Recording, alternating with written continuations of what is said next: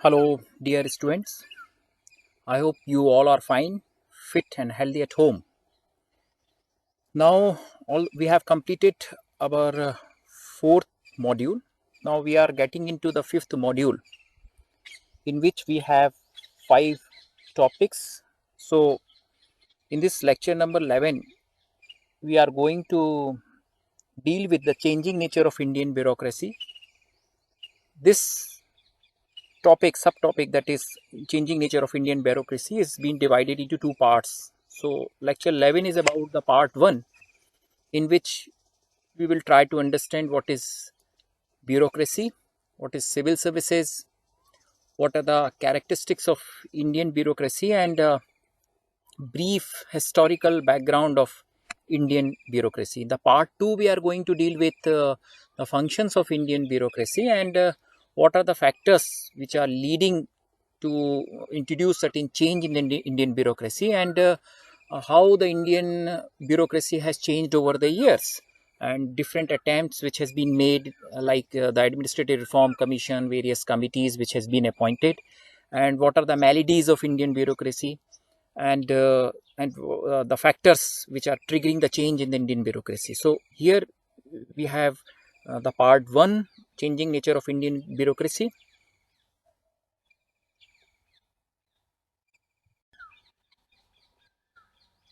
So what is bureaucracy? Bureaucracy, or the civil services, constitute the permanent and professional part of executive organ of government. It is usually described as a non-political or politically neutral, permanent and professionally trained civil services. That means bureaucracy, or what in other word you can call them the civil servant or the civil services, they constitute the permanent and the professional part of executive organ of the government. We have seen there are three parts of the government, three organs of the government: legislation, executive, and judiciary. So when it comes to execution, the primary function of executive is to execute and enforce the law.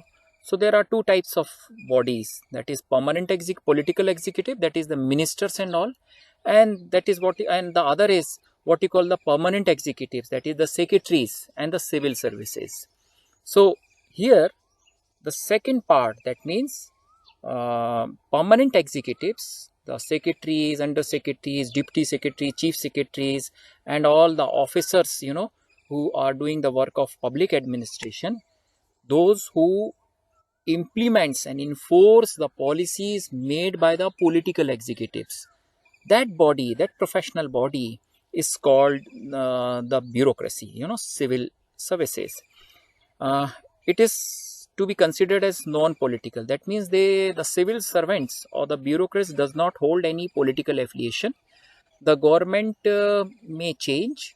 It may be that one party is ruling at some time, the other party will come into the power, but the nature, the commitment of the bureaucrats toward the government never change. They are just uh, concentrated with the work that they have to enforce whatever is going to be the policy which are formulated by the political executive. They are supposed to be called politically neutral. So that means they should not have any party affiliation or any affiliations toward any particular ideology. So they should maintain this political neutrality. They are permanent because it's a body which are being paid, you know and they come into the services on the basis of their competency and merit. So they are permanent. The government may change, but the civil servants or the bureaucrats will have a fixed tenure, which is called the service period of their. So they will serve that tenure, and after that they will get the retirement. And it's a professionally trained civil services. That means training is a very important part, because in order to deliver certain public good, in order to do certain civilian programs, they must have the skills to the tacts and the ability and capability to implement and enforce the public policy. So according to Finer, civil services or the bureaucracy is a professional body of officers who are permanent, paid, and skilled. That means first characteristic of a civil services or bureaucracy is that they should be permanent body, right? They should not change with the change in the government. they have a fixed tenure, and they have a one particular fixed length of services. They are paid as they are professional. That means whatever services they are rendering, so in lieu of those services, they are being paid, and that pay is called what you call their pay scale, their wages, their salaries, and they are skilled. That means they must have some specialization. They must have those skills to perform the task of public welfare. So three attributes, three characteristics, these are three are the important ingredients of the bureaucracy. That is, it's a professional permanent body, they are paid and skilled. So bureaucrats are essentially essential component of public administration, also known as public authorities, entrusted with the task of enforcing the public policy formulated by the political executives. So that means we can say that it's a body, that body of which comprises the bulk of public administration. Now, what is public administration? Public administration is that part of executive, which used to enforce the public policies for the public welfare.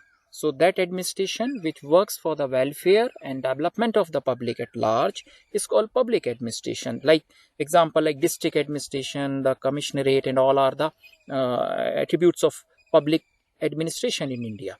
So we can say that those authorities, they are also called the public servants. So they are accountable. Public administration for all acts of omission and commission are responsible to the public at large.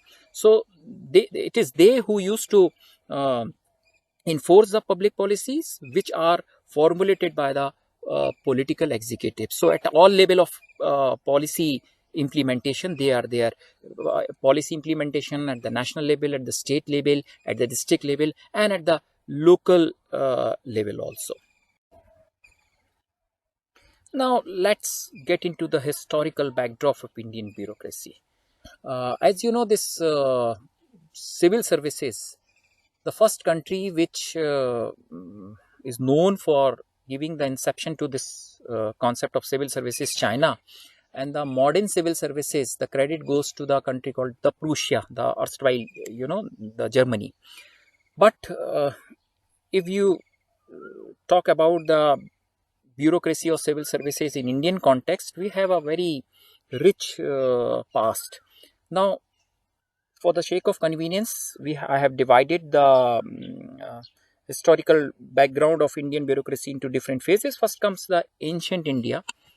Uh, as we have seen that Mauryan administration and Gupta administration deserve a special mention in this thing. At that time, the king have its council of ministry who are called the Rajukas, and there are different portfolios of the king, and every in charge of that portfolio are assigned with task of delivering certain goods to the society.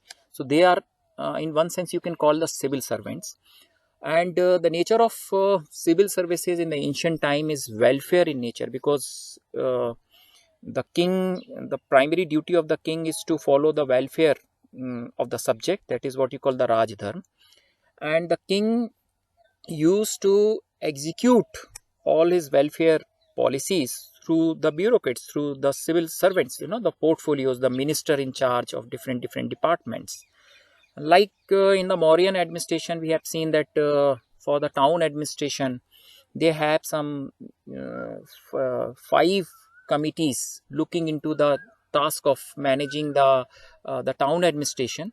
So each committee comprises of five members, and it's a perfect and wonderful, excellent example of the civil services. And the Gupta also deserve special mention because they also have generated lot of portfolios and other departments for the welfare of the mass. So Indian in the ancient time, we have seen that concept of welfare administration was adopted, and civil services were oriented towards the development of the people, and it is also value based. So there are certain ethical principles, there are certain values which actually guides the conduct of the civil services or the bureaucrats in the ancient time. Then comes after this rich phase, then comes the medieval Indian time, which where we see that there is some short of what you call the degradation of the civil services, because there were a foreign rule in India for a considerable period of time. And this foreign rule, in order to maintain their rule over the bulk part of the India, resolve into authoritarian nature of civil services. They are authoritative in nature. Impact of theology was there on the public administration. The primary task of civil services at that time was to support the authority of the king for managing its rule, to collect the taxes, to impose the tax, to collect the tax, and the expansion of the kingdom into the different regions. Then comes the colonial time, the colonial India, the British time.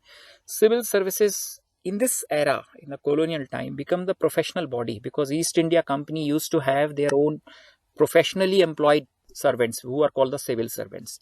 And there is a lot of charm on the part of the British young pupil to get the job in East India Company and to serve. And ultimately, it's a why they are called the professional, because lucrative pays were paid to them for rendering the services, and they come to India, they serve the East India Company, and they used to have a lot of salaries which they take back to the Britain. So the primary task at that time was to impose taxes, created the venues for more taxes, collection of taxes, exploitive nature of bureaucracy, because they have to establish their rules, so they have to resolve into such practice which is exploitive in nature. And but we have seen that in this British time, the modern form of bureaucracy, which is called the Weberian concept, the Max Weber concept of bureaucracy, evolved. And how it evolved? Because when the Britishers have formally established their political rule, now they need some strong, committed body of civil servants who will help them in maintaining the rule in India. Because in terms of the territory, in terms of population, it's a very difficult task on the part of Britishers to maintain its rule. So gradually, what they have done, they try to expand the scope of the bureaucracy in India. And in 1853, Macaulay Committee submitted its reports. And this the one of the primary recommendation of Macaulay Committee is to go for what you call the competitive examination for the recruitment of the civil servants, and it leads to what you call the Indian civil services. And in 1855, for the first time, the competitive examination were held for the objective of recruiting the civil servants. So later on, we have seen that this in the initial year, when in 1855, although they have go for the open competition, but it is not feasible for the Indians to compete, because the terms and conditions which they have laid down to getting into the Indian civil services, it is very hard for the Indians, because the age limit criteria and the exam used to held in the Britain. So there was a taboo on the part of Indian. They never used to cross the sea. So but later on, Britishers also felt the necessity that it is not possible for them to recruit the Britishers, subjects. And subsequently, they think that it will be better for them to create some opportunities, so that more and more Indians should get an opportunity to serve in the Indian civil services. So for that particular purpose, Lee Commission in 1924 submitted its report, in which the majority of the recommendations which the Lee Commission have submitted actually leads to what you call the Indianization of Indian civil services. That means creating some yielding of certain terms and condition, relaxing certain terms and conditions, so that it will be conducive for the Indian youth, to get into the civil services, to serve in the Indian civil services. Then after as you know that Britishers have certain intentions, and civil services which they have formulated, and all the provisions which they have laid down, the primary task is just to have a control, to exercise control over the Indian colony, and to collect the tax. So that was the primary two tasks. As you know, the term called the collector. So collector is who? The collector is the collector who, the one who used to collect the revenues. So all the portfolios which we have seen, even in the present time, this entire structure and functioning of the Indian bureaucracy is something what we have inherited from the Britishers, right?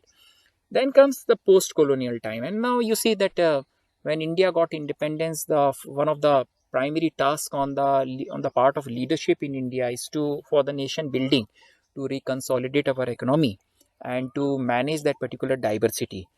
And you know that this Herculean task can only be accomplished by when you have a strong body of civil servants.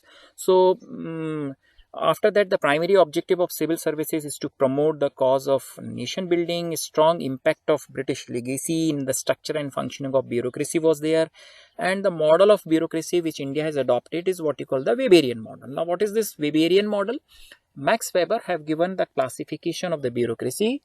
According to him, there are four types of bureaucracy. What you call patronage bureaucracy. You know, that means this type of bureaucracy is a ancient type of bureaucracy which used to prevail in the China, where a particular dynasty used to give the patronage to to a particular civil services, and that body of civil services were completely committed toward that particular dynasty, then called the guardian democracy, guardian bureaucracy. That means uh, it is something with where the bureaucracy feel itself to be the guardian, the custodian of the people's interest. Then comes the caste bureaucracy, and modern type of bureaucracy which Max Weber talks about is what you call the merit bureaucracy. So this merit bureaucracy, that means the selection in the only criteria for the selection in civil services should be the merit and competencies or the skills which one possesses. So we adopted this Weberian model of bureaucracy, and this model was not something new, although the Britishers were also strong ardent follower of the Weberian model of bureaucracy, in which the merit has been given the prominence. So this is all about the historical background of Indian bureaucracy, and then we have seen from Indian independence till date, there are a lot of ups and downs in Indian bureaucracy. Different committees, administrative reform commissions, has been adopted to introduce certain reforms in Indian bureaucracy. And every decade, Indian bureaucracy has to face certain challenges, and mm, the credit goes to the Indian bureaucracy that Indian bureaucracy had adopted to those particular change. But still, we see in the contemporary scenario there are certain prominent maladies, discrepancies or the demerits of Indian bureaucracy, which are still prevailing. And it will be an Herculean task for the policymakers to introduce certain reforms to curtail all these maladies which are coming in Indian bureaucracy. So, for that purpose, the policymakers have to diagnose the problem as to what is the root cause of this particular problem. Then, accordingly, appropriate policy has to be made. Some alternative programs has to be made, and gradually those reforms has to be introduced.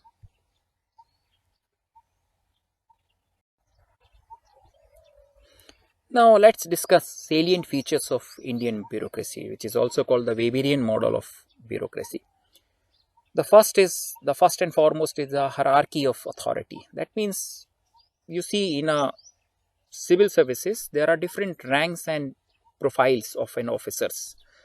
It's a what you call the superior and subordinate relationship, and that means the supervision of lower officer by the higher officer. For example, in any of the, like in the uh, PWD department, there is the first is what you call assistant engineer. Then over the assistant engineer there is a subdivisional officer, and this subdivisional officer used to control and supervise the work of the assistant engineer. Then over two or three SDOs, there is going to be one executive engineer.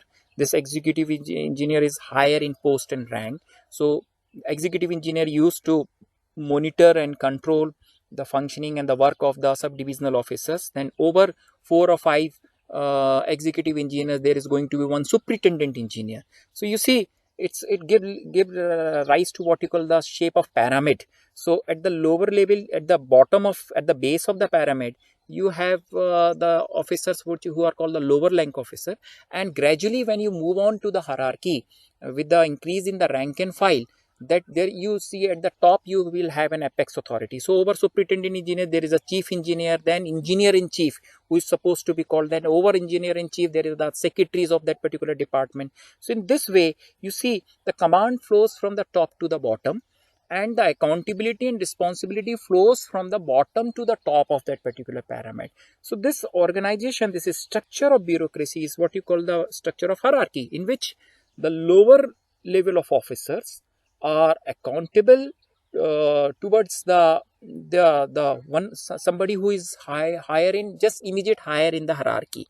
So it is this officer, the superior, will control their immediate subordinate officers, and in terms, and these superior officers are also, they hold the accountability, similar accountability to their superior officer. So this organization into different ranks and files is what you call the hierarchy, which is a prominent and salient feature of Indian bureaucracy. Then comes the division of labor. As you know, bureaucracy or civil services is a professional body. So a professional body where their selection is on the basis of merit and the skills which they possesses. So there is going to be specialization in various areas, because civil services has to perform multiple tasks, looking into your health, looking into your education, looking into the development of infrastructure. So all these different areas of civil society needs different skills in order to render the good qualitative services. So what is required is a division of labor. So if you get into any of the government department, there you see there is a division of labor. There is what you call the class 1 employees, class 2 employee, class 3 employee, and class 4 employee. And in any of the government department, you see there are different sections, like HR section, then the finance section, then the store, then some other particular section. So there is going to be a division of labor, and this division of labor there is an horizontal accountability. So all the sections, they have divisions have a one particular objective. The objective is to achieve the aims of particular organization. But you see the distribution of this specialization is on the basis of the competency and the skills which the bureaucrat possesses. So somebody who is an engineer, in a civil engineer, definitely he will get some job in what you call the in PWD department, in the irrigation department. Somebody who are having in the degree of engineering in electrical, so will get into the electricity board or something like that. So depending upon your specialization, you will get the job. Then the presence of rules. You have seen that in every government department in the civil services have certain well laid down rules, what you call the procedure for their functions. So this procedure is sometimes it is so rigid and so formal in nature that it leads to a malady called red tapeism. That means you have seen in any of the government department the procedure of note sheet, because if you venture into any of the government office for any particular work, you have to submit the application. Then that application is going to be received by the lower division clerk, right? Then he will move forward that particular note sheet with his comment to the higher officer. Then he will subsequently move into the other higher officer. That the same thing, the same note sheet, the same application will reach at the top. Then after getting the approval from the top authority, again it have the same down course of action has to be followed. Then subsequently it will come to the lower officer to whom the application you have submitted. So you see the long process. It went on to from one table to another table, from one officer to another officer. And you see this red tapeism. That means that you have seen in the government offices, there is every file have some red tape. So this means this formal procedure we used to add on to different the more and more papers which increase the size of that particular tape. It is a sarcastic remark which is being given to this rigid formal procedure which the Indian bureaucracy used to follow it. So what it leads to? It leads to unnecessary delay, right? Because more lengthy the procedure is going to be, definitely it will lead to the delay in your work, right? So this is, but they are bound by certain procedure has to be followed, because they have to work impartially, so that every bureaucrats want to keep himself the safe. So he will abide, the first preference he will give is to the well laid down procedure. He cannot do anything beyond that particular procedure. Then impersonality, that means objective way of functioning, as we have discussed that the bureaucracy is something which is politically neutral, so they have to be impersonal. That means anybody who's coming to for to anybody they are rendering their services, they should not have any personal uh, views or their own prejudice or their own preferences. For them, they should be just an ordinary member of a civil society, and everybody is equal in their eye when it comes to the disbursement of any services which they are rendering.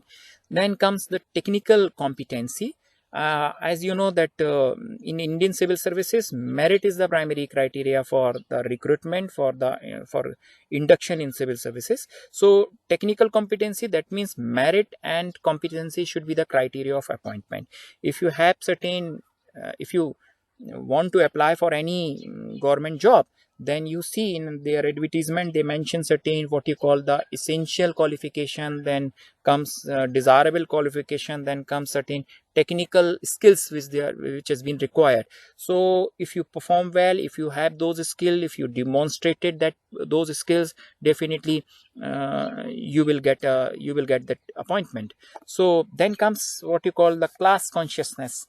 You might have heard about a concept called, white collar class. That means white collar means they are conscious about their status, that they are the government servant. Just like you have seen that IS officers, they consider themselves to be a class in themselves, that yes, they are the superior officers and all.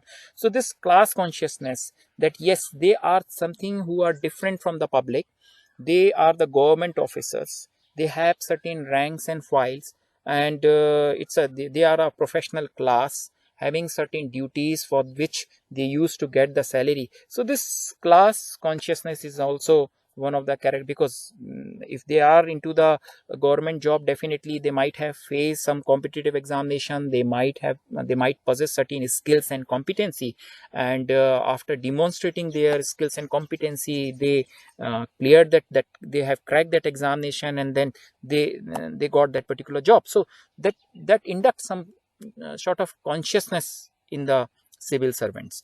Then comes, they are bound by the code of conduct. uh, like we have the Central Civil Services Conduct Rules of 1964, the All Indian Services Conduct Rules of 1968, Madhya Pradesh Civil Services Conduct Rules of 1965.